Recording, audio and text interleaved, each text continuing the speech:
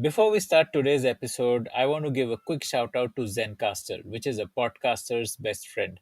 Trust me when I tell you this, Zencaster is like a Shopify for podcasters. It's all you need to get up and running as a podcaster.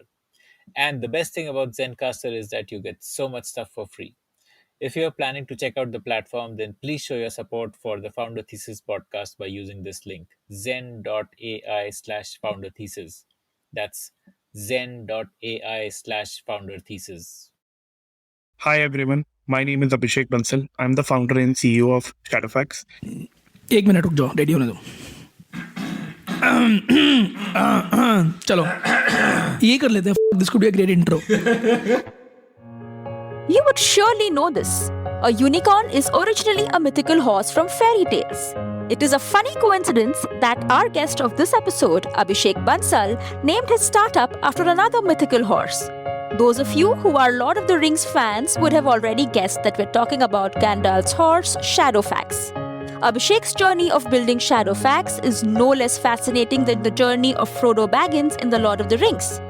Abhishek is an IIT Delhi alumnus who was working as a consultant when he got to see China's startup scene and disruptive platforms like Pinduoduo, who were building hyperlocal logistics infrastructure. Inspired by that, he decided to build the same infrastructure in India. And the rest, as they say, is history. Today, Shadowfax is India's largest hyperlocal logistics platform, and it has raised $120 million till date from top global VCs. Here's Abhishek telling Akshay that about how it all started. End of 2012 to early 2014. This is the time when the Taobao of China was growing at an exceptional pace. You have all these Meituans coming up. You have the food delivery network exploding. You see all these O2O platforms like JD and the others really becoming big in China. And we were working with one of the retail firms. We were advising them on their retail strategy. We were talking about how to create an organization which can actually foster this growth, use this basically as a potential to grow on back of their retail network. And all we could see is like crazy scale. It like every few days it made me think like, what's going to happen in India? Are these two worlds so different that this will never happen in India, or is there is a probability that India might actually behave the same way? And I think we got an exceptional experience working into the retail sector. We understood how the China market was growing. And I clearly remember, I think end of 2014 is when I moved back to India. And interestingly, the moment I was back to India, I was assigned an Indian client. We were trying to see the Indian industry. And I remember going like for a week on the new assignment, as I call it. and and I'm like, nothing is happening in India. India is not going to happen. Like in India has to change. You can't. After what I've seen there, this is a place which has to change now. So I moved places. I moved to Bombay in like mid 2014, and I think that's when probably the journey began to start Shadowfax. That was the time I had no co-founder, I had no team, I had no idea, I had no clue what to even do. A couple of things people advised me at that time was like, until you like really have your ass on fire, you won't innovate, you won't think. Idea बैठे रहोगे तो फिर मतलब time आ जाएगा, idea नहीं आएगा. So, I think that was a kind of a move, and it was a complete whiteboard, like all open options, anything. Like I can just potentially go in any potentially any direction. And I think that was a very interesting phase. Tried out a bunch of stuff. For a couple of months, I was working with a friend setting up a night delivery kitchen. So if you are in, which city are you from? I'm from Delhi, but I've spent a little bit of time in Bombay, not too much. Yeah. But So in Bombay, we used to run this night delivery kitchen, 24/7 thing. Anything that you need, we'll deliver it. And there was a friend who was starting this up. I was like, come and I'll help you set up something. It's interesting. It's something I've got attracted to back in China. Let me come and see what you are trying to do. So I worked over there for a couple of months. Then I worked with the NGO Pratham. They are basically into vocational training, and I was particularly working on their vocational training program. Worked there, spent a bit of time, understood how people in this entire industry come from, how people behave, how are the grassroots level employment problems in this country. And I think I saw a bunch of stuff. And this is the time when food delivery had just started. So the first, I remember, I think Jan 2015 was the first time that you would actually order a food and there's someone who'll basically come and deliver it. So it was very And Bombay had a lot of action in food delivery, right? yes. Like Bombay you had particularly, Tiny Owl and yeah, and Bombay had Tiny Owl who were running huge discounts, and there was this entire thing exploding out there. I could see that there's a lot of action happening in this entire O2O space. You like consumers what is O2O like? offline to online. People go offline to eat, and they're now basically going online and they're ordering and eating at home. This entire offline transaction need to essentially go online. That was the whole belief at that point. And having personally now used some of these services, I realized, oh, this is an interesting time. This is happening finally. This had to happen, but I think this is bringing an unbelievable customer experience. Why would I, as a customer, not do it? If I had the opportunity to order grocery, food, anything within and which can be delivered within a couple of hours, why will I go out? It does not make any sort of sense. And I think that's when we really started working towards Shadowfax. And the idea of Shadowfax evolved over a couple of months. It was not like a moment of eureka, oh, let's do this. We actually took a lot of time doing a lot of primary research in terms of just going there out and talking to people. And the whole idea was like, how will a viable business get created which can enable all of these offline stores to actually deliver to their customers? What do these people really need so that they can actually start delivering? And we did a bunch of research. We understood like the kind of challenges that logistics had. And having set up a small kitchen myself, I understood how difficult it is to even manage people. Having a fleet of 10 delivery boys is a painful problem. It is like, imagine like if there are 2,000 stores, will each one of them have their own set of people just to deliver product? It is extremely inefficient. It is very, very costly, and it is painful to execute.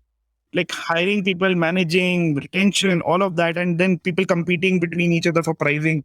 It's a very, very difficult problem to really think about when it comes to that. And what we realized was that this is a problem that every business is going to face. You talk about like a small merchant, you talk about a large chain, whoever we went and spoke to, we were doing primary surveys and suddenly we started doing sales. People were buying our services while we were doing sales. We are asking a question that, oh, we have come up with this sort of a business model. Do you think it's interesting? Why would you use if you want to use that? And then like, oh, we want this service. Can you start from tomorrow? I'm like, no, we don't.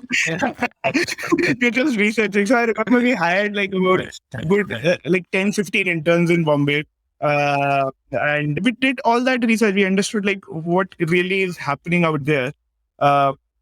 Just to like, and immediately we realized that by the end of the survey, we didn't even need data to collaborate that, oh, we should do this or not. We were like, when now can we actually say yes? Because a lot of people have started calling us. We have sold something that we didn't even know like anybody wanted earlier. So I think that's how the journey actually started. It took us a couple of months. And I think these are very interesting months because we were also trying to define the fundamental of our team.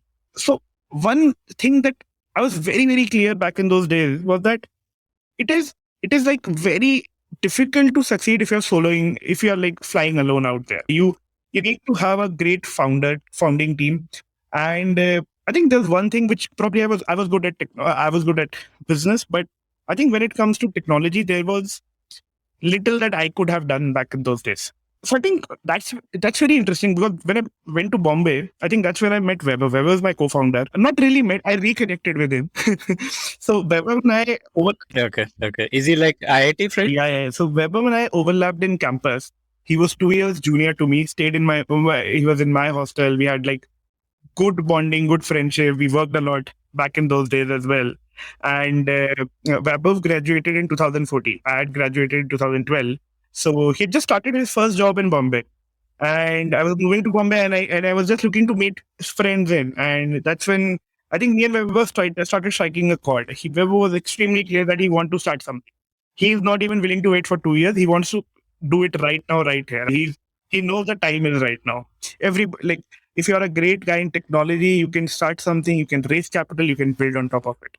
And it was extremely clear that he wants to start something, and that's when I think we connected. Or rather we reconnected, spent a lot of time brainstorming ideas, spending like weekends just thinking, brainstorming in the air that what can potentially happen. And at that time we were even I would say debating as wide as like starting a company in logistics to probably starting even something like a Tinder. So that was that was how wide the domain of like the conversation was at that time. I think we and over a period of time we spent a lot of time together. We got that conviction. Early 2015, we got this idea. We started doing primary research. We built this business out, and I think it was mid of 2015 is when we eventually launched. And the whole thesis at that time was that essentially everybody wants home delivery. As the customers need home delivery, the merchants need home delivery. There are going to be maybe 20, 30 different platforms that are going to be created over the period of next 10 years. Large platforms who are going to basically where consumers are going to place an order. And they'll be either using the offline store, they'll probably be having their own warehouses, but products will need to get delivered at an extremely quick pace. You will not be waiting for 5 days, 10 days to get your things delivered. And we were very, very clear on Which is what you saw in China also. Like China probably had next day delivery. Like No, I think China had moved to like back in 2014 itself. China had moved to like a few hour delivery models, and some of these models that we created, actually, I'd seen them. Like I knew that this exists over there because it's a highly fragmented market. In order, if it is an extremely fragmented market, you have to really consolidate. Somebody has to consolidate it, otherwise you will never be able to scale. In like if you think about 10 years down the line, or where we are even today, I think today we have these large aggregators. You don't order from an independent restaurant. No restaurant today have their own delivery boy. Okay, nobody in this industry hires delivery boys. I think that's how we have come in the last 7 years already. But I think that was the thesis even back then, that this cannot operate the way it is. The market needs to be consolidated. There's going to be all these hundreds of companies who are going to deliver. It's a difficult problem. It's like managing. Is there even 30 companies? You cannot have 30 different networks existing when it comes to managing these people. You think about it. You think about how electricity is distributed in our country. There's a single power grid structure. The power grid is basically the one which is transmitting all the energy required across the country, and you can just tap in and get it on demand. You are basically completely eradicating all inefficiencies that lie in if you basically run a network in silo. So I think that's the whole fundamental behind how we build this business. So on one side, we have these individuals or people or the crowdsourced partners who work on our platform. And on the other side, we have these SMEs, these large enterprises who are basically today working on our network. It's a two-sided marketplace. So we basically essentially do the matchmaking. Our algorithm over here is a highly functional algorithm. It's completely built on machine learning, data-driven algorithm, and it solves for multiple kind of problems within a small ecosystem. So think about like solving for allocation, who should do what kind of an order. How do you manage customer experience? How do you manage earnings per person? For us, like to retain people and to basically manage an equitable index, we cannot have one person earning a lot versus one person not making any money. There has to be an equitable distribution in doing all of that, as well as basically managing a cost and pricing structure for the businesses that we work with. Businesses work with such kind of aggregate network when they eventually start seeing a cost benefit as well. The cost of aggregating into a network should be significantly lower than what you would have done probably in a silo. And that's a core advantage people start seeking as well. So I think it's a very, very core data-driven algorithm that we have ended up building in this business. It's people call our system extremely complex. Just imagine running a backend of a food delivery company, an e-commerce delivery company, and a grocery delivery company. 3 different categories, and maybe even medicine where you need a prescription and all of that proofs to be carried around. 4 different categories that we have built and created. Everybody who's basically working at a platform in this particular space is currently integrated on Shadowfax.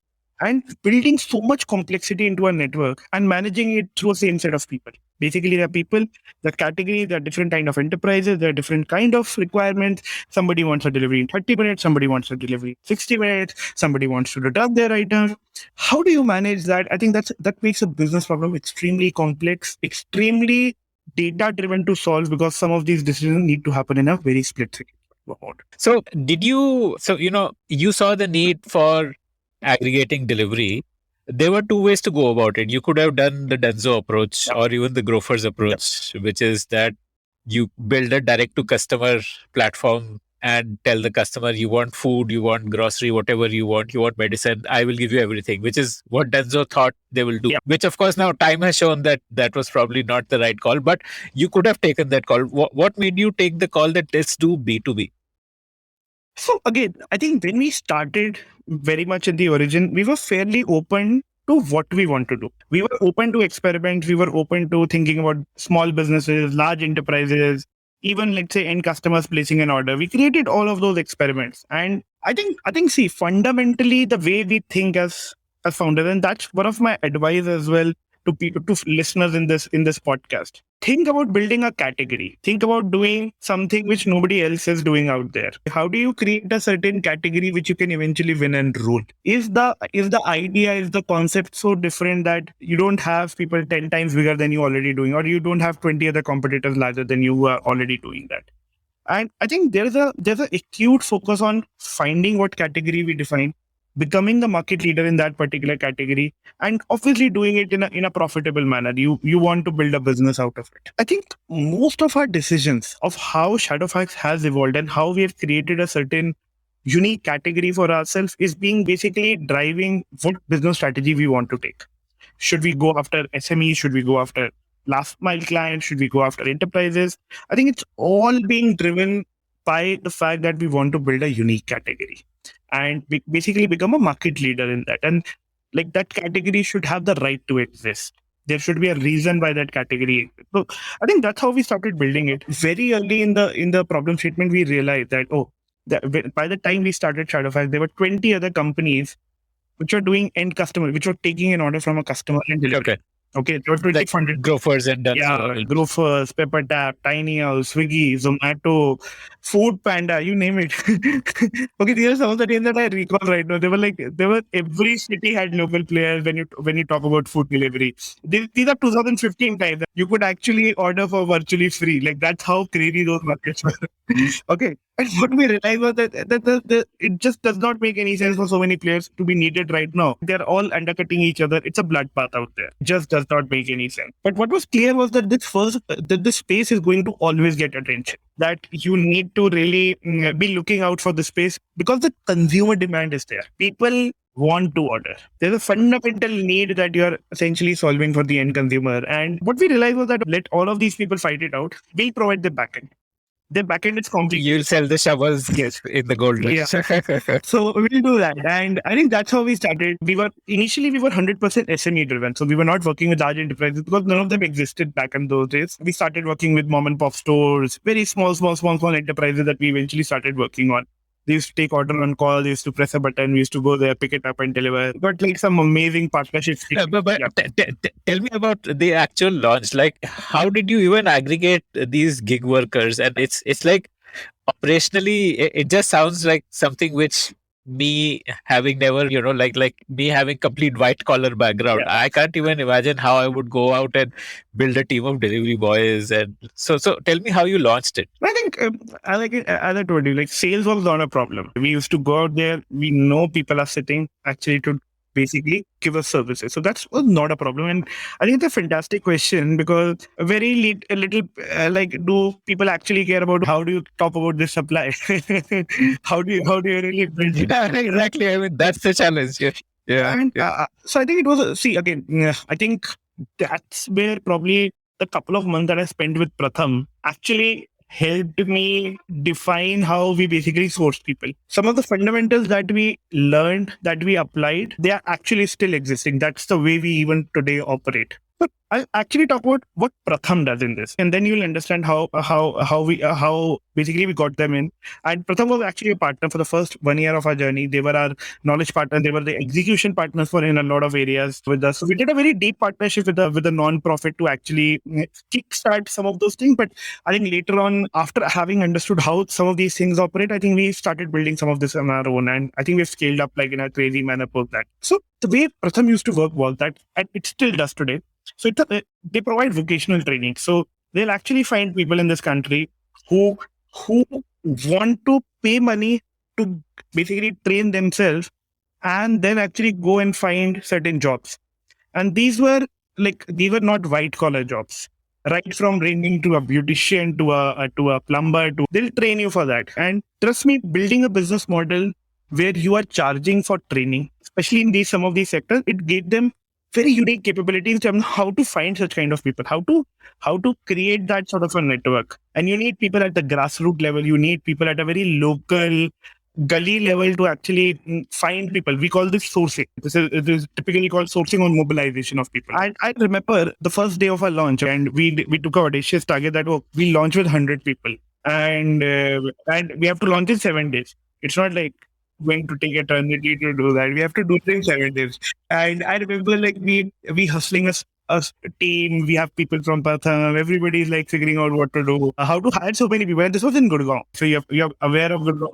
And you needed 100 people with bikes, 100 right? people with bikes with mobile phones. Okay. And back it was not easy. Like finding people with mobile phones is not as easy as it is today. So we did that, and I remember how actually the team executed it. And we had a very small team. I think it was a like very small team which was actually working on it.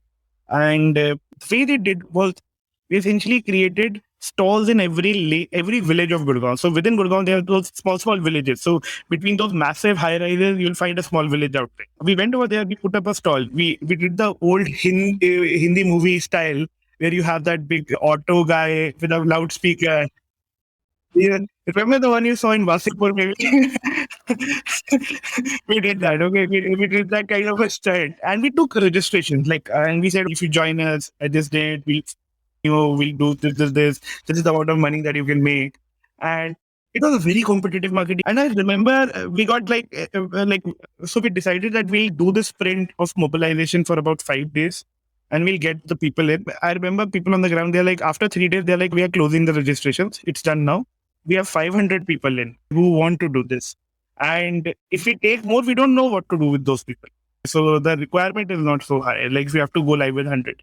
And you were not giving fixed pay. You were like pay per delivery kind of model. Obviously, when you're starting, when you're trying something new, you give certain incentive. You give something performance driven incentive that you work for 30 days, you'll get this much amount of money, or you don't do any fraud, you'll basically maintain a certain customer experience and you get that. And I think that's how we did it. I remember like taking a training myself, the first training before going live. It was like, I remember there was an uncle who had given us his basement to run as an office. And one fine day he wakes up, he's like, why are 200 people in my basement? Why have you choked the entire lane with bikes? We didn't think about any of that. Okay, we didn't realize there was a parking problem that was going to happen.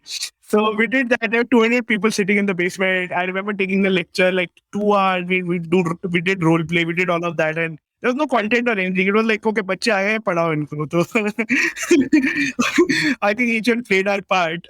We did that. I think it was go live day. We actually launched with close to about 110 people on the ground. There were people operating on an app. There were the go live day. We got like close to about 500 orders on first day.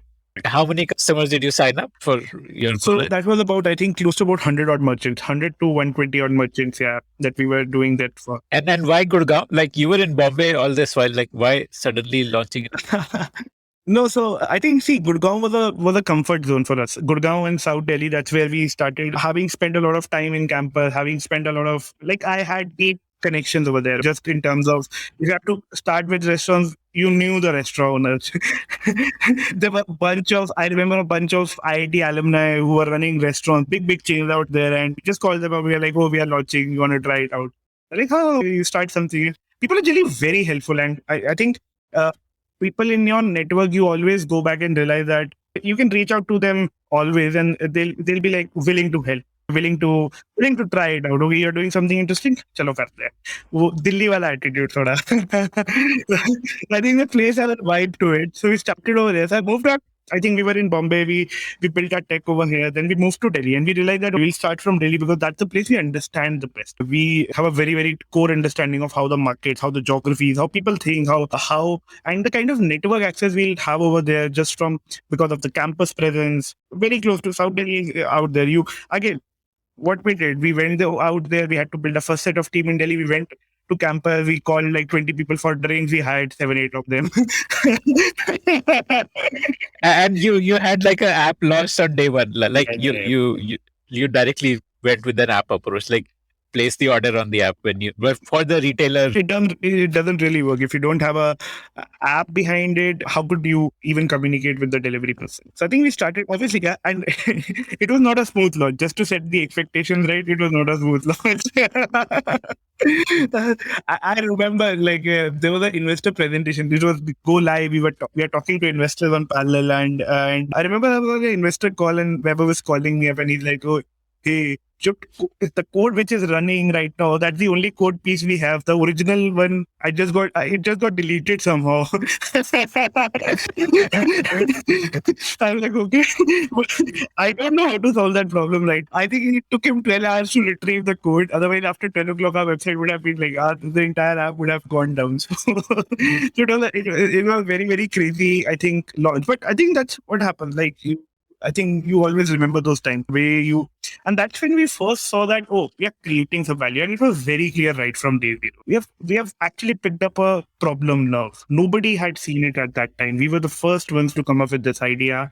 I remember within a period when we started this, within about 3 to 4 months, there were like 10 of us. And it's not like people saw us and then they started. I think there were some other teams which are actually doing something very, very similar. Both of us came up with this idea at that very moment. So I think the idea was born. I think it was a time. I think it was a time which was ripe for such an idea to exist, such a business to exist.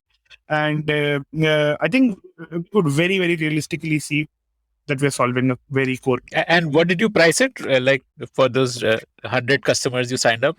So I think initially we priced it on a per transaction order only. It was a flat per order base that you get it delivered no matter how far, how close. We'll charge you a fixed fee for this. And we'll specifically help you in your peak hours. In your peak hours, you'll not have to reject order that we don't have people available. I think that was how we started solving it. Goes without saying, we were not making any profit or anything. I think the initial times was just about, are you even solving a need? Are people willing to buy and pay for it? I think that was like proof of concept. A very small proof of concept. I think that's how it all started. And I think the cost in this sort of a model, actually to make money, is a very, very business thing. A very, very rare thing in this sort of a business. So just to let you know, so this kind of a marketplace that we have built, where on one side you have all these enterprises, then you have all these delivery partners. It's essentially you're creating a service marketplace where you're providing a certain customer experience. You're providing on top of people who are completely dynamic in nature, where there is an element of trust that you have to build in your algorithm itself. What we've seen globally is that service marketplaces are extremely rare businesses to find and build. They are very, very few scalable, profitable service marketplaces. It's an extremely difficult problem because the moment your demand goes up, your service level should not go down. Your demand, supply, and your service excellence should scale up all at the very same time. And while you're scaling this and building this up, you cannot have overhead. You have to basically do it through technology. Otherwise, the overheads will make the model unsustainable in itself. And when you're aggregating so much supply and demand, and essentially it is about people. You're aggregating the thoughts of people. Their time is essentially the commodity that you're trying to build and sell on your platform. And you don't want randomness creeping in. And when you're talking about people, behavior and randomness do obviously creep in. So how do you solve for that?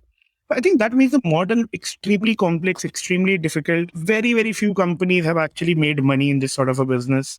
In the early days, we realized enterprises are scaling up. Enterprises need us more than the small guys. Lala running his own restaurant might still be able to hire a person, but a McDonald's is certainly in a lot of problem.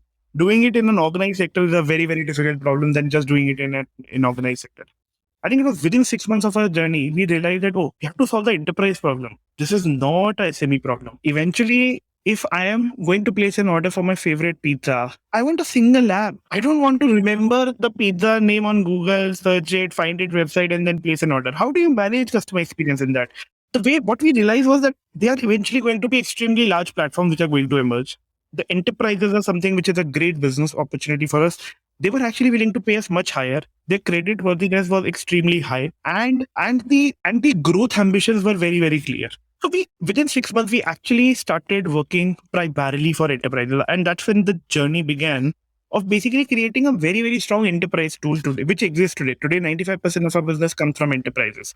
You talk about any brand in this country, you talk about anybody who delivers to the last mile customer, they will be using Shadowfax. You talk about Swiggy, you talk about Zomato, you talk about someone like a Magic Pin, you talk about medicine company like a 1mg or a Apollo, you talk about someone like a Zepto, Big Basket, someone like a Flipkart, Meesho. Everybody today uses Shadowfax. We are the only company or the only logistics platform who can actually say that they have created various categories, like within like all these different categories use a common set of network.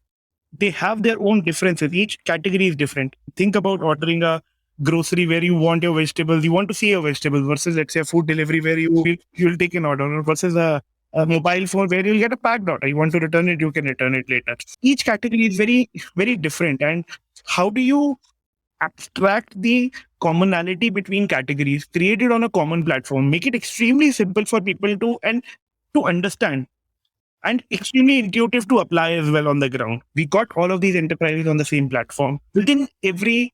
And there's an interesting term that you're not now going to hear from me. It's called a micro market. A micro market is, let's say, like a Galeria is a micro market for us. Let's say Kormangla is a micro market for us. Bandra West is a micro market for us. Today, we are at a level where we have demand coming from all possible categories. Be it food delivery, be it grocery delivery, be it medicine delivery, or be it e-commerce. We have all these platforms which are integrated. We have a very, very complex tech platform to manage the nuances of each category, the nuances of people behavior, and optimization for customer experience and cost. In each of these categories that we build in, we have the same set of people who are basically working across categories, following our algorithm and essentially delivering that. Now, what happens is, in this sort of a journey, you end up creating a sort of a network effect where you have so much demand coming in and there's so many people coming in. People come because they know all the companies are there on the platform. All the companies come because they know all the people are here on this particular platform. The cost of scale up is extremely low. They can immediately start guaranteeing customer experience without like depending like on any external nuance or building it out by themselves. I think that's the kind of network effect we have ended up creating in this entire journey. And again, this is a network effect which is prominently what we have seen in urban areas. We have also now started seeing in some of the tier 2, tier 3 cities where we have created some of these effects, where we are taking some of the brands that we work basically into the lower reaches of the country. And I think this entire aspect of this network effect, where as a delivery partner, I come on Shadowfax, it's basically for them, this is a place like one app, all companies. I come over here, I find all kind of companies to work with and basically maximize my earning.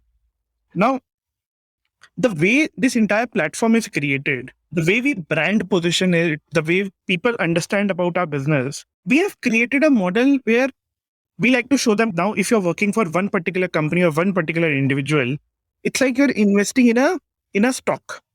It's an independent company stock. Versus, let's say, if you have a Shadowfax app, this essentially behaves like a mutual fund, where when you're on the app, you can potentially work for all these companies that you can maybe even indirectly work with, but you're getting the best deals out. What we have done really well, and this is something that we've done over the last couple of years only, we've actually moved to what internally we call it a sizzling payout deal. What that essentially is that if I'm a delivery partner, in my micro market or wherever I am working, I'll essentially be shown deals. Deals are basically where I can go or I can log in and make money. This is where I can stand and I can start making a different form of money. So for example, if you're, let's say, think about it, like if you're standing in front of a Zepto store and you're attached to Zepto for the next 3 hours where there's a peak hour going on, versus let's say you're just probably in an area where there are only restaurants. On a very real-time basis, we actually tell them where is it that you need to stand? Where is it you will get the best price in at this very moment? And an individual can actually see what deals will be visible for the next 7 days. So they can actually plan as well. It's not real time. You can plan, Sunday, I see there's a massive spike coming in e-commerce delivery. The season sales have happened. If I basically book this slot, if I do this basic training, I can actually make a lot more money than I make on a usual Sunday. Or let's say if there's a Christmas day coming in, Christmas, people order 40% more food than usual, right? And we have to meet that demand. So we essentially give them those best kind of deals. Now, and this has basically become a very, very strong pull factor. It's a brand recognition factor for us today, where people understand I stay on Shadowfax, it's a place, one app, all companies. I come over here, I make these money in these crazy days, and my risk is reduced. As a platform, what also you would have heard a lot these days is around the gig economy. Basically, the earnings fluctuating significantly, and that causes a lot of friction. See, that is the problem when you start running your own networks. If there is a common network where all of you are plugged into, the purchasing power for I would say intermittent serviceability is extremely low. I think that's the whole value prop. Today, enterprises are basically building models on top of on APIs. So today, two kind of APIs work in. One is when, let's say, you have your internal fleet, you have your own capacity, you want a high flex capacity, you can use that. The other model we work in is their business is completely getting built on top of platform. Some of the most amazing new age D2C brands, some of the large platforms which have recently emerged have actually been built on top of Shadowfax. When I say built on top of Shadowfax, it means like they'll probably be doing 95% of their transactions just on our platform rather than building anything of their own. And I think that's the kind of that's the power of the network effect that we have built in. It's the power of the platform that is basically getting built. And I think this is something we believe is going to be the future. It is probably in 10 years down the line, it's going to become a commodity. How do you purchase last mile capacity has to be thought like a commodity. Think about it. Like even today, Like a payment gateway. exactly like a payment gateway. Today, I'll give you a realistic scenario. We have a Swiggy, we have a Zomato. Both are amazing food delivery platforms. Both have scaled up operations everywhere. First of all, which is the platform that you order from? Zomato. Zomato. Okay. By any chance, do you order from Zomato because their delivery is faster versus a Swiggy? I think I just like the UI of the app. Exactly. And you're extremely right in that. Both these delivery platforms, people don't order from these platforms because one's delivery is faster than the other. They're actually equally good. It is no more a differentiator. True. Versus the experience that you can provide to your customer, the customization that you provide to a customer. For a matter of fact, I stay in Bangalore, and I think in Bangalore, majority of the people use Swiggy. My reason for probably staying on the same platform is because there's so much data on me. Whenever I open the app, I know what, or rather, they know what I want to eat. They remember what I last ate. And I think the amount of personalization that is coming on some of these platforms, that's what is becoming a differentiator. The merchant experience is probably becoming a differentiator. The pricing is becoming a differentiator to the customer as well as the merchant. But the last mile experience is no more a differentiator. And that is how the world is eventually going to be at. It's going to be a single network. There is going to be a people-based network which is built on top of trust, experience, data. You need to have a common data point. If you don't have a common data point between platforms, I am a fraud person. I'll first go and defraud one platform, then I'll go to the other platform, then I'll go to the third platform. These individuals that you're dealing with, this needs to be built on behavioral analysis. And I think the kind of data today that we have, it's a very differentiated data. It's a behavior data across categories, across clientele, across markets, and even the consumer behavior data that we today track. And the kind of data we have is essentially like if you are a customer, you order from a Swiggy, you order from a Zomato, you order from, let's say, 10 other platforms. There's a good probability that, let's say, Shadowfax will end up delivering all of those. There's no other platform which has this kind of a data algorithm built on so much insight on delivery partners as well as consumers in a particular micro market. I think that's what we've built. We believe that data is something which is going to become the differentiator and the power of this platform. The data, the algorithm, how do you manage customer experience? And eventually there are going to be a few very, very large networks where anybody can plug into. And I think that's where I draw a big comparable or a parallel to how the telecom connectivity works. If you think telecom in every geography that you grow, you have a minimum of 3 to 4 players. You don't, other customers want to just depend on one player because, let's say Airtel is bad in how do I work? Or Reliance is bad in my area, how do I work? So always going to be those 3, 4 large networks to run in, who have all the data, who have basically distribution capacity. And I think that's how even last mile delivery is going to eventually behave. I think the kind of platform that we are building, it's something which is creating a category of its own. It is a category where anybody can plug into, draw capacity for servicing their customers, create a delightful customer experience without actually building for all of that in every micro market that you. It's a platform where we believe in the next 10 years, businesses are going to be built. Businesses in the future, or even today, a lot of them which are coming up, they don't actually need to set up any ground operations. They can just plug onto a network. There's a network effect which comes into play. You get access to trusted people. You get all of that data. You have all those amazing APIs to get minute split second level update on what is happening with my transaction. And I think that's what we have built. That's what we are continuously building at Shadowfax today. We are there in about 600 cities now. We plan to go to 2,000 cities of this country. Today, we have 150,000 verified daily active users on the platform.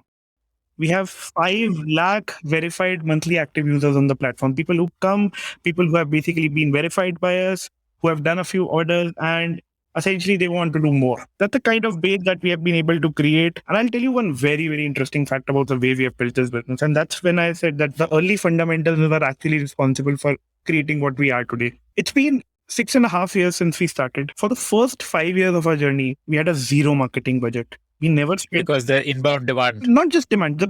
Our marketing essentially goes into bringing people, doing all these mobilization. We actually created a very, very strong peer-to-peer referral network. Even today, 60 to 70% of our actually new people who come in, app downloads or whatever you call it, is actually just organic. We have our offline centers. We have like how employment exchanges work. We have those small franchisees everywhere where you can just walk in and say, I want to start working. You're working in Shadowfax, you'll get a lucrative offer by bringing in 5 of your friends. We never spent any marketing money. We used our own platform. We basically went there. We launched a particular area. We used to do these grassroots mobilization drives. People used to come in, and then the growth would automatically happen. And basically, when referral starts growing for you, that's when you know that you are creating value on the supply side. So until the first 5 years, we never did that. I think by the time we were creating a model, we were proving profitability, we were creating this micro market dynamics by bringing all categories, building a lot of technology to manage such kind of a complicated scenario in every micro. We never spent on marketing, and I think we've been growing at a crazy pace. I think it's been like 1.5 years since we have actually started looking at marketing now, because we are looking to grow at an extraordinary pace. Even like, just to give you some insight, I think in the last 2 years, between pre-COVID versus now, we are almost 4 times larger than what we were pre-COVID. And the idea is that we want to probably grow 3x in the next 12 to 15 months. I think at that kind of a scale, growing like a model which can grow so fast is a very, very strong testament that I think we have successfully been able to create a very unique category and a very differentiated one as well. If you like to hear stories of founders, then we have tons of great stories from entrepreneurs who have built billion-dollar businesses. Just search for the Founder Thesis podcast on any audio streaming app like Spotify, Gaana, Apple Podcasts, and subscribe to the show. So I have a whole bunch of questions which I've been noting. So I guess like a quick summary of Shadowfax is Uber for delivery, right? Like you are like, would that be right? Like Uber for delivery for enterprises. APIs. We are right for enterprises. So, like you go to my website, you can't place an order right now. You have to integrate with our APIs. Yeah. Like a B2B, like Uber for B2B. Got it. And so you're saying that eventually companies like Zomato and Swiggy will start cutting down their own delivery teams and just plug into Shadowfax, and like that's the way you see the how things will trend. Yeah, I think a large part of that has already started happening. I think some of the large food delivery platforms, not just Shadowfax, that even newer players coming in this particular space. And the whole idea is that eventually there needs to be multiple platforms. Then there'll probably be a few very, very large platforms that will get created in this particular space. And even like maybe Zomato's own inside fleet might itself become a separate platform later. That can very well happen. But there will be very limited platforms, and people will need to work with, like, they'll need to diversify their risk. They cannot have all their eggs in a single basket, be it their own basket. You can't even put both your legs within your own ambit as well. You want to diversify your platform risk, while on the other hand, understanding how the global macro is eventually going to operate. Some of the ideas, for example, you see a Swiggy investing a lot into Instamart, which is a grocery delivery, is essentially extending that same last mile to basically create a very differentiated platform where you have all these categories in. But again, you as a platform cannot just depend even on your own. The great scenario is maybe you do 40-45% of your overall transactions through your own network. You diversify this, you control a certain element of that risk. Maybe for the remaining 50%, you have 2 or maximum 3 players who are actually helping you out and helping you manage your cost or probably your customer experience. Is there a cost differential for a company to build in-house versus work with Shadowfax? Yeah. There's a cost. There is Obviously there'll be like yeah, there's a question of scale also. yeah, Like yeah. assuming 100 would be different and assuming 10,000 would be different. But like See, I think it's not just a pure cost problem. Cost definitely is very, very high. If you are a brand which is starting right now, the cost and the barrier to entry is so high that you won't like it'll become a point of failure for you. That's how the current ecosystem is today. If you're a brand coming in, it just does not make, because nobody's going to fund you. It takes like hundreds of millions of dollars to actually build this in every geography. So I think that's in today's time, it's not just cost problem. It's a like existence crisis. And today, in the space where we are the largest guys, there are actually brands who work only with us, and these are some of the large brands. They don't have an option because nobody has the kind of serviceability, the cost, and the quality that we deliver today. So I know obviously brands which are upcoming right now, every brand works with us. That's how the business has been.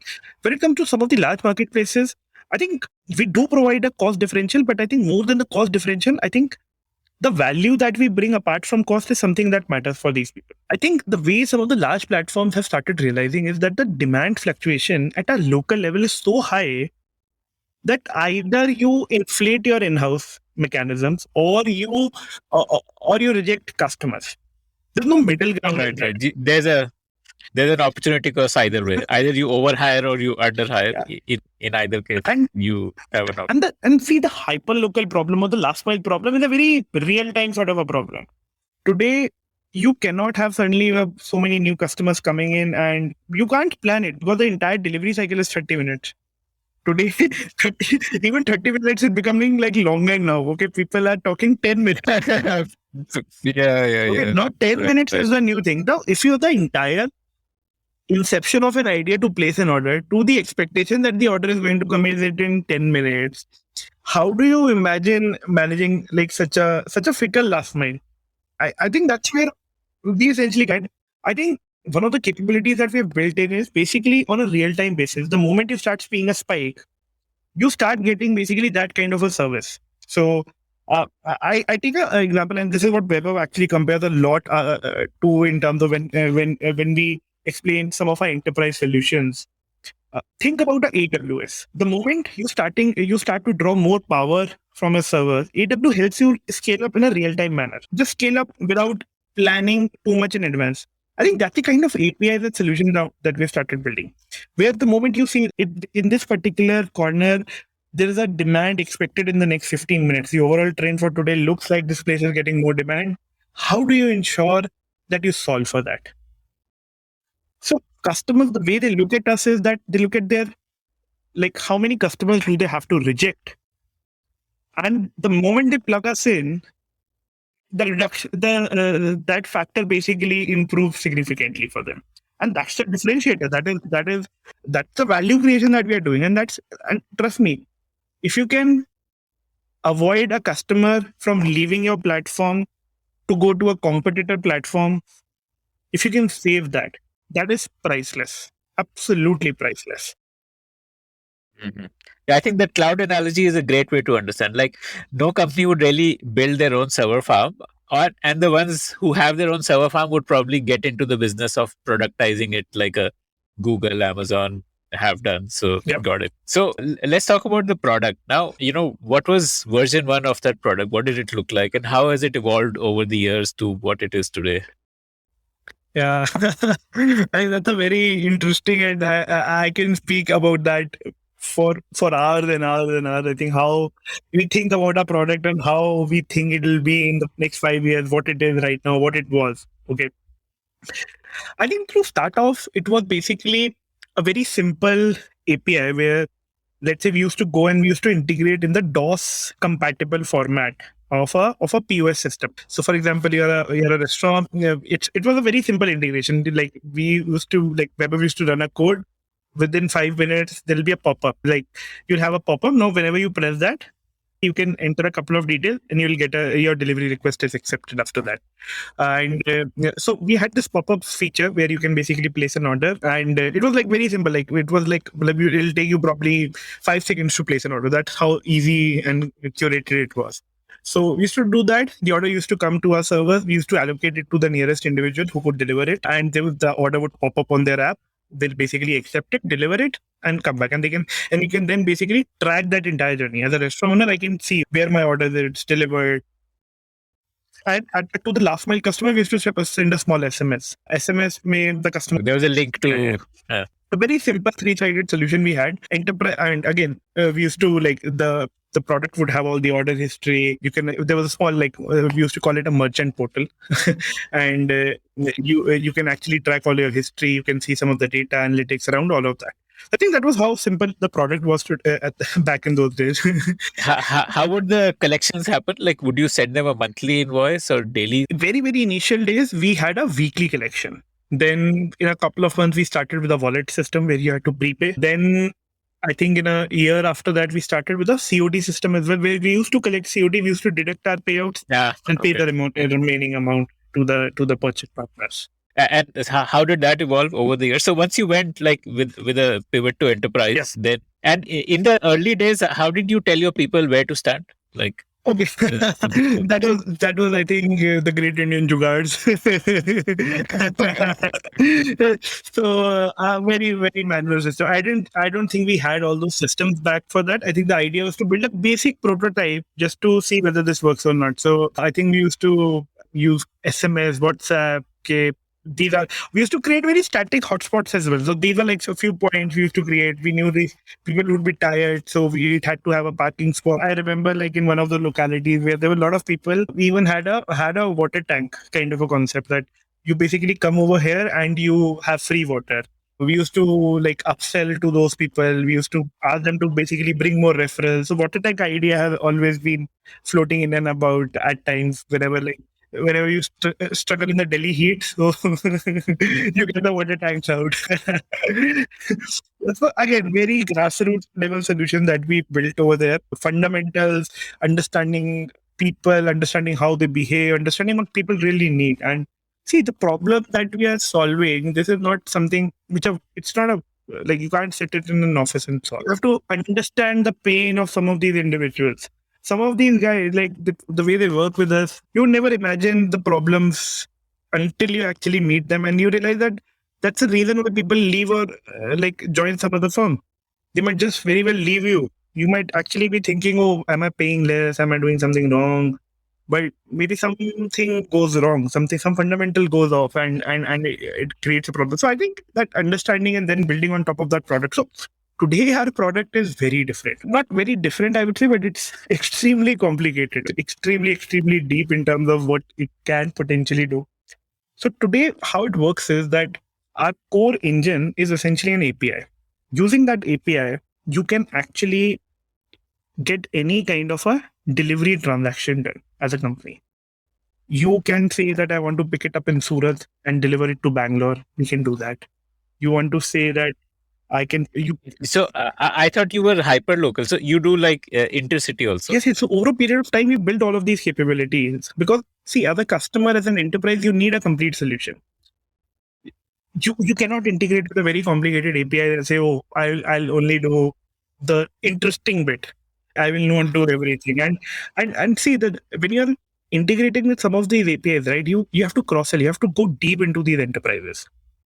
When you're creating an enterprise solution, that's how it is different as well. Like you always continuously focus on mining a certain business.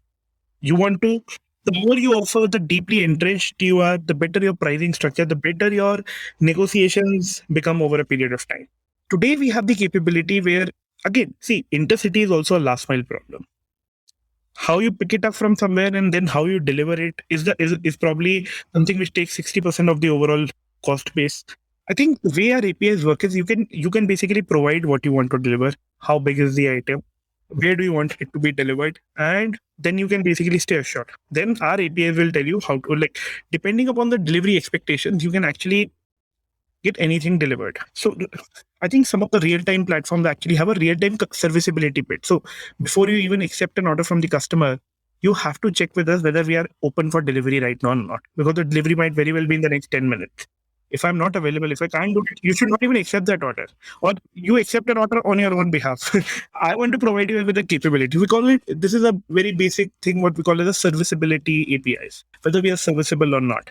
Then we have the order taking APIs. Within the order taking APIs, you actually have all basically the moment you accept an order, you have to return back who's going to deliver it. You have to allocate the right individual. You have to set the expectation. You have to set a certain ETAs, and you basically push that. And that's something that gets communicated to the end consumers. The third major thing in our system is what we call as tracking. And you have to track every aspect of the delivery. When they're at the pickup point, when they're at the delivery point, how are they delivering? Is the customer interaction okay? Is anybody stuck in this entire problem? What happens if a bike turns wrong? So all of those things basically come under the tracking and troubleshooting experience. And the fourth API is basically around feedback and strengthening of data. So once an order happens, you need to understand how.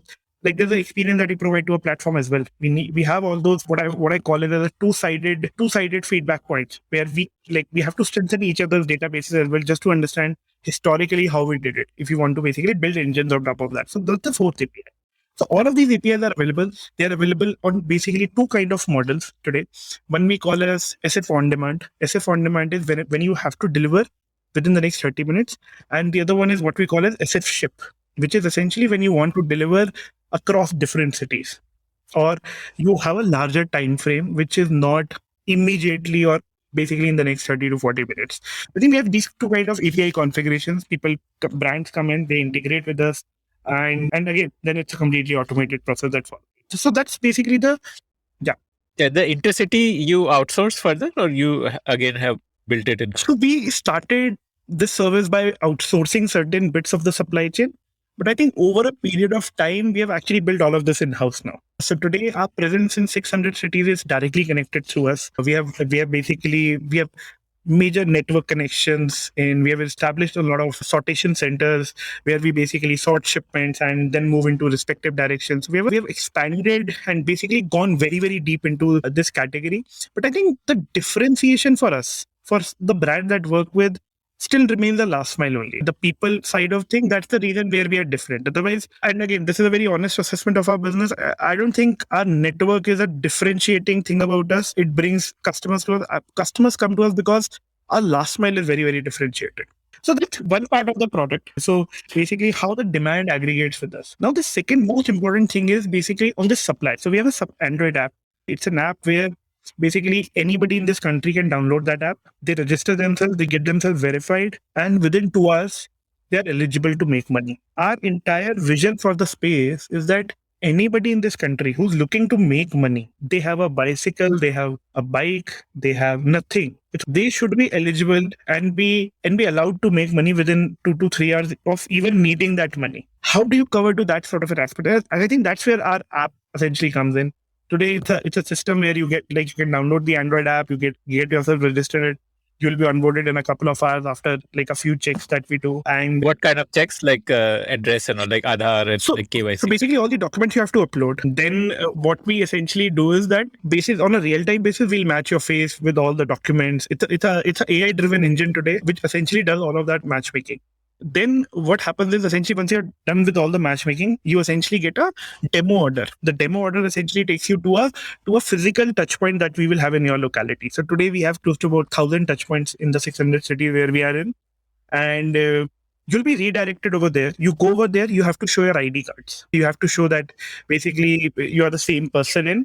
And this is what we call when we say KYC verified. So we have our own KYC setups at this scale today.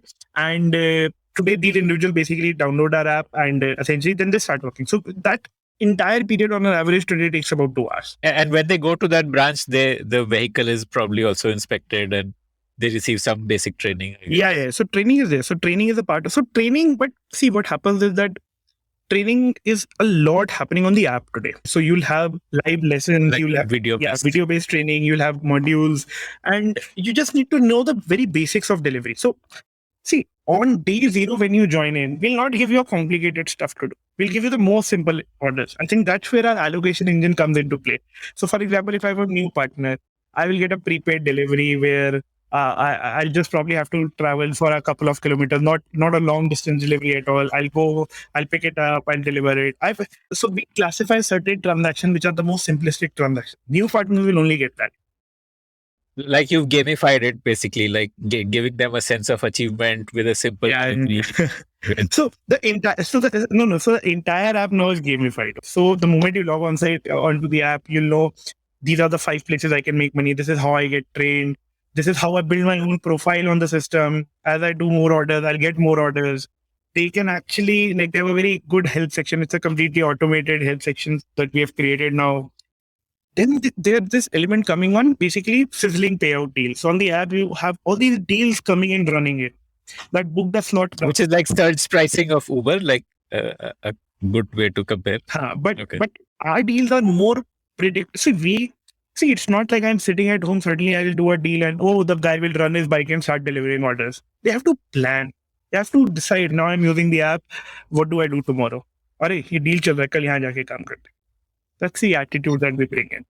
So I think that's a very agile. And I think that deal is like very appealing to the Indian mind, right? Like, Yes. Deals always appeal to Indians. Deals always appeal to people. And I think we have seen immense success in that. The moment we have to improve our, and we've started selling it as a value prop now. Our customers today sponsor these deals.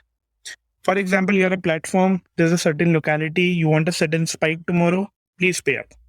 Run a deal on our platform, run a deal on your own orders. We'll say Licious tomorrow is running a deal. For all Licious orders, you'll get 20% more. Licious is sponsoring it. It's just a platform to enable all of that. Today, I think that's the way we actually create a lot of value. So let's say, you're a large e-commerce company, you have to deliver e-commerce, the massive sale day event coming in, you want 30% more capacity tomorrow. Pay it up. You can get it. You can just get it in one day. You don't have to like plan for that 30 days in advance. I think that's the kind of model that we have essentially emerged onto now. It's an extremely complicated product. You can manage categories, you can manage everything, and you essentially make money. One manner where we define our app today is we call it like real work, good money. No bullshit. You come here, you do real work, you make real money, you go back. how does a gig worker qualify for more complex stuff? Like, say, handling cash is like, that's like you need more trust. So what happens is we have created a milestone. Again, we have like it's a timeline chart that you have. The moment you cross a certain level, then new levels open up. Think about playing a Catan game online. You reach a certain level, 5 levels will open up. You get trained on that. Then for some of the very, very complex categories, we'll even call to you to a center. You come to a center. Like pharmacy would be complex. No, What would be most complex? Reverse logistics are the most complex. So reverse logistics is basically when you want to return a certain product. Let's say you order from an e-commerce apparel website. You don't like that order. You want to return it up. Somebody has to come in. They have to check whether you are returning the right order or not. There's a quality check associated with it. They pick it up and then they deliver it. I'll tell you a very interesting fact about us. We are the market leader in reverse logistics in this country. Having such a fragmented supply base, we have emerged as a market leader in the most difficult category for last mile. That's how difficult or how complex our backends are. Today, through our APIs, let's say you are a brand, you want me to pick up a shoe from the last mile customer. You can configure, these are the 5 checks that I want. We have a pre-decided list of 50 checks. You can pick up any of those. If it is a trusted customer, you don't want to create problems for them, you can say, I don't even want to check. Whatever it is, you pick it up. This customer has bought from me in the last 50 times. I know they are a trusted customer. They're not a fake customer trying to send wrong items in. You pick it up. You can actually pass all of that managed through an API. That's how powerful these APIs are. So at pickup point, I want a photo of the build. I want to essentially have a proof of something. I want you to take a photograph. You can configure all of those on an API. So they have a flow. They have to do what the app is telling. That's their training. Read what is there and you do it and it will happen. If it says take the photo of the build, and our app is today in about 5 languages. So it'll be written out there. You change your language, you understand what's written. And obviously we have made it extremely intuitive. We don't want to complicate stuff. So I think we have built on that sort of a model. I think just ensuring that people follow what they are being told, creating a technology which can track all of that, identify frauds is extremely important. I know if the delivery boy is working, they've done the last 30 orders where they've delivered every order on time. There is no complaints that have come in. I know now that person is real. They are like out there doing the real thing. They're not trying to cut corners, and I can trust them with more complicated stuff. Brands which work with us today in reverse logistics today have been able to reduce 80% of their losses, which were happening because incorrect pickup were happening. 80% of them. That's how strong the value props are that we have built it. And again, this is built on top of this entire amazing last mile, which is flexible, which can do complicated stuff for you, and you have available over an API. So you said that building a service marketplace is and a profitable service marketplace is extremely challenging because of managing service quality. Yeah. So, like, I guess one of the ways in which you manage service quality is this, like giving them gradually more complex work, and so then you are able to get like a credit score for people who are working with you, which Yep. makes, and then gamifying it and giving them extra points if they meet expectations. What about like customer feedback and stuff like that? Do you directly collect customer feedback on delivery experience, or like the brand will collect that and pass it back? So we Like, obviously we have our own feedback mechanisms. Customers get an SMS, they can put feedback over there, they can directly raise it to us. And a lot of feedback obviously comes from the partner platforms as well. So they have a API where they actually send us real-time feedback so that we can act if something goes wrong. There's a chat support system where basically all delivery partners have like access to live chat. They can actually chat with individuals on the backend that we have in the central control room in case they're stuck in a certain problem. I think there's a very, very strong feedback loop that you need to create. Your data points are all built on top of a feedback. You know, if somebody did a wrong order, you cannot give them another order. You have to stop it at that moment itself. You cannot take that decision tomorrow. "Oh, this guy was doing fraud yesterday." It has to be on the go. And I think some of those things remain manual. Some of those things gradually get automated on product. And as we discover new ways in which basically we face at scale, we obviously keep on building a lot of minor capabilities and like creating those capabilities on top of some historical data trends so that like it can be completely scalable as a solution. basically, every time a delivery experience breaks, you kind of analyze and then Yeah. build it into the product so that that delivery experience does Yeah. not break again. Do you also have like a fintech thing for gig workers, like, you know, lending and credit? I mean, that itself can become a big business. Like, That will become a big business. I think we have fiddled with it in the past. We don't have a very active means of, I think, providing them loans or anything. I think for that is something that we are building. Maybe that's something that should emerge in the next 3 to 4 quarters, if not more. And I think we have again, there is a lot of problem that these people face on the financial side. Right now, we are solving slightly more fundamental issues in this space. And livelihood issues. livelihood issues are there even from a financial inclusion perspective. See, the problem that the space today faces is that nobody gives them a loan. Because they're working in delivery, delivery is not considered to be a space where you'll get a salary slip. Until a salary slip with historical evidence comes in, no bank finances you. If these delivery individuals want finance, they want to even buy a vehicle, they want to upgrade. Now, government has come up with a norm that you have to have electric vehicles. A lot of state governments are now coming up with it. That if you are a delivery partner, you have to buy it, otherwise you will not be allowed, or they'll penalize you. Now, nobody is actually talking that these delivery individuals, nobody is financing them those vehicles. There's no finance available to these people. Some of those vehicles can also not be financed. So I think solving for those kind of problems, something that we are doing in the middle. I think our largest scope to this problem statement is how to give financial inclusion recognition to this community first. How do you get banks to actually have partnerships and they start trusting your data? Because you can do credit underwriting Yes. just because of the data you have. We don't even need to do credit underwriting. We can just provide data on which credit underwriting can happen. If we have so much data that you can underwrite your credits, we can't. We are not a financial institution to underwrite risk. That's what like the banking license provides you. So I think some of the most progressive banks today, we are actually talking to them. There is a whole conversation around how to solve for this problem first. And if you can solve it through the data that you have, it creates a very significant moat for the business. And I think that's our starting point to solve it from an approach perspective.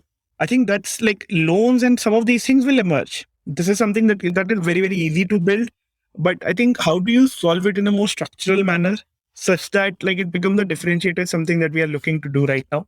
We've also come up with like ideas and things where essentially loans are available. People can actually get, like, for example, we've solved for situations where people can get paid on a daily basis. I made money. I want money today. We can give you a real time transfer. You don't have to wait till end of the month. They would probably like get 99% instead of 100% or something like that. Like, yeah. So as a so they can like an early salary. yes, like an early salary kind of a model. So we already have that on our platform. So we launched it a few years back, and it's one of the differentiators. People know deal aaya, we go and work. I'll get money by tomorrow. I'll have a weekend party. This is in collaboration with the fintech, or you did it So in-house? this is all in-house that we have done it. These are all in-house capabilities. I think with the fintech, with I would say a progressive bank that we are working in, some of the new age banking changes that have been happening, we are trying to bring in more structural changes to this particular sector.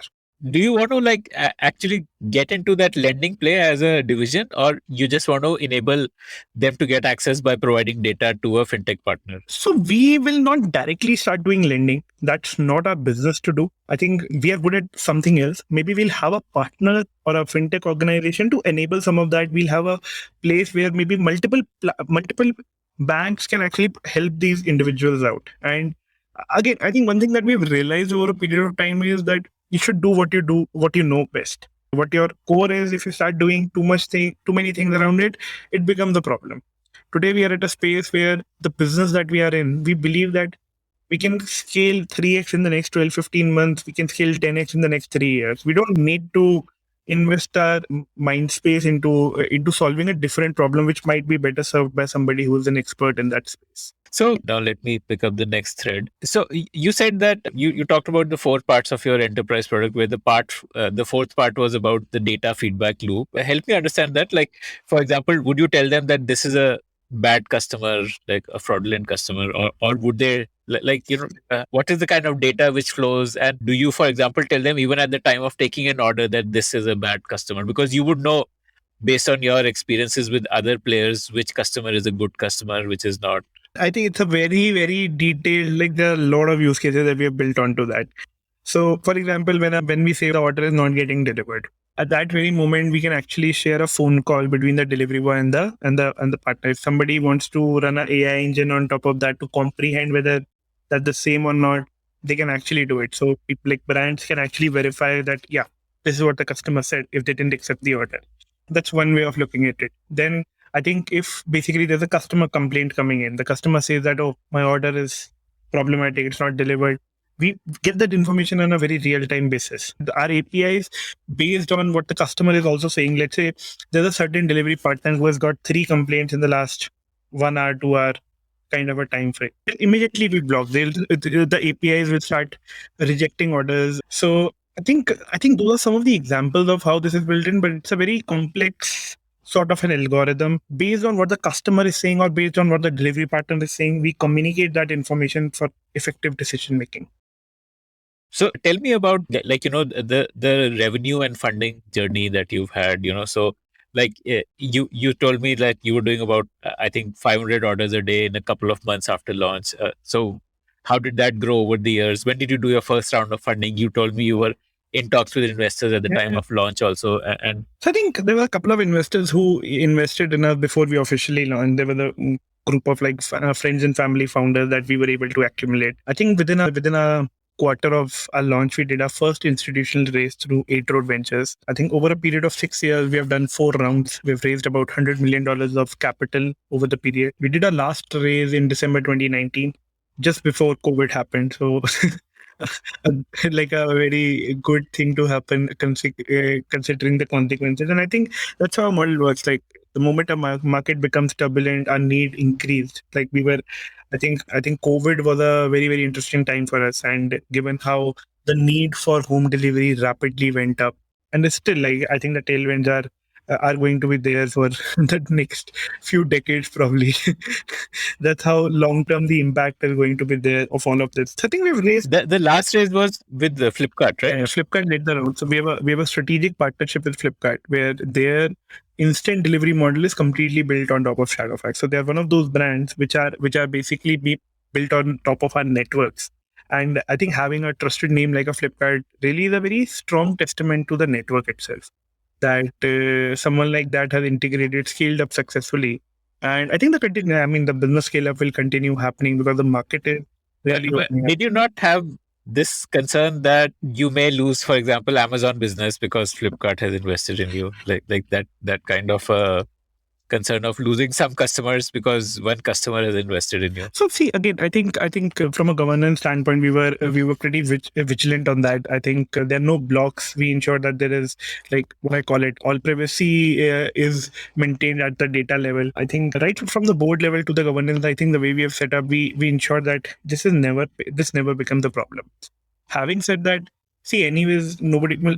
Amazon does not work with 3PL. Amazon builds its own, so it's not even like a business you can even take. So Amazon hardly outsources. 95% of their deliveries happen in house, versus a Flipkart, which is significantly open to outsourcing. So none of the large even in the e-commerce 3PL space, Amazon is not even the top three customers for any particular logistics company in this country.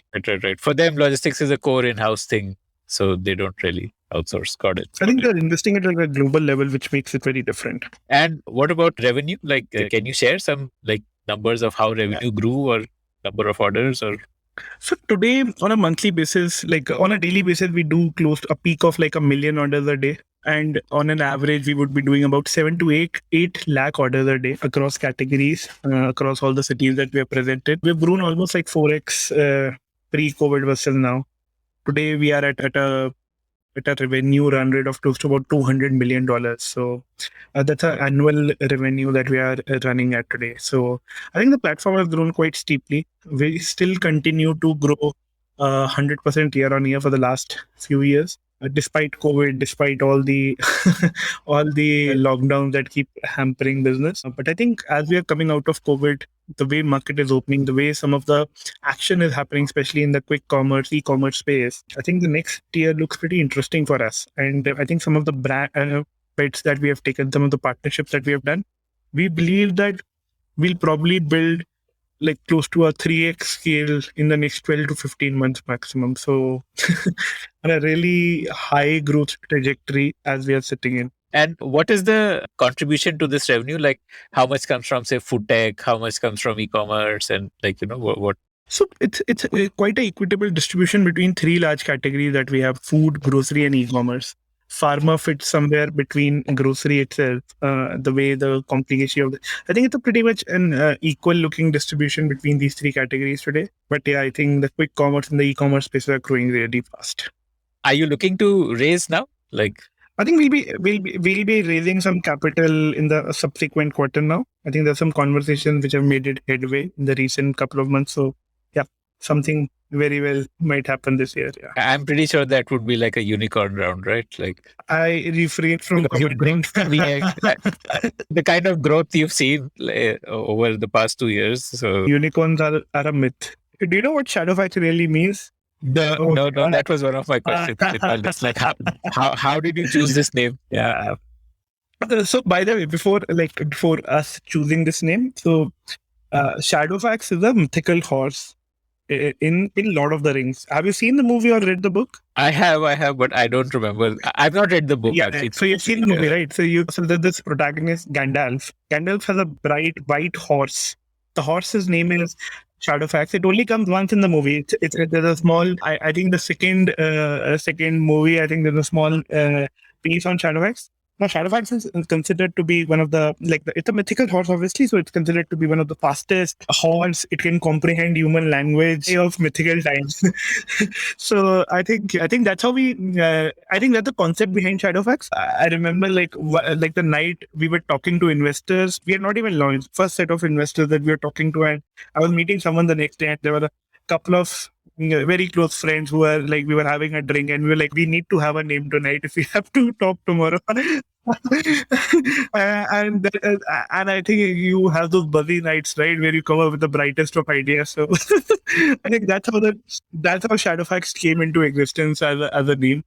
And I think we've just grown to love the name over a period of time. So yeah, So you're already a mythical horse, so another mythical horse title doesn't really excite doesn't you. really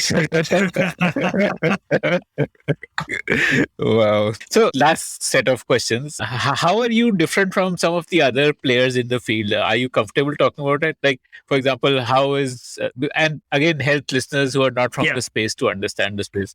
For example, how are you different from a e-com express or a delivery or a ship rocket? Like, if you could just. So see, there are two kind of businesses. One is like logistics companies. One is like pure play aggregator platforms. Something like a picker or a ship rocket is actually an aggregator platform where you really don't do deliveries. You find people like Shadowfax or a delivery to aggregate, and you help a small merchant manage between different kind of logistics companies. So that's a platform. So they're aggregating businesses on both sides. Yes. They're not directly working with. They're not doing that. Okay. They're actually not doing the fulfillment part of this thing. Then you have the e-commerce logistics companies. I think the big differentiator is they don't do on-demand delivery. They cannot fulfill your order in the next 30 minutes. They're not like the technology over there is not provided for solving for that. And I think that's probably the biggest differentiation between us. When it comes to on-demand commerce, we are the largest leaders in that. We are probably. So like e-com express delivery, these are e-commerce These are logistics. only right? Like e-commerce. they do like next day delivery kind of. Yes, they can only do that. And I think they're purely into that. So for us, e-commerce business is still about 30-40% of our revenues. Where there is there is a competition, but I think the remaining business is fairly different. I think this is more from a customer value prop perspective, but I think from a backend perspective, it's a very different backend. We are built on top of these gig network individuals. Nobody else has a gig network, the kind of network that we have built. And it's the network which helps us differentiate ourselves.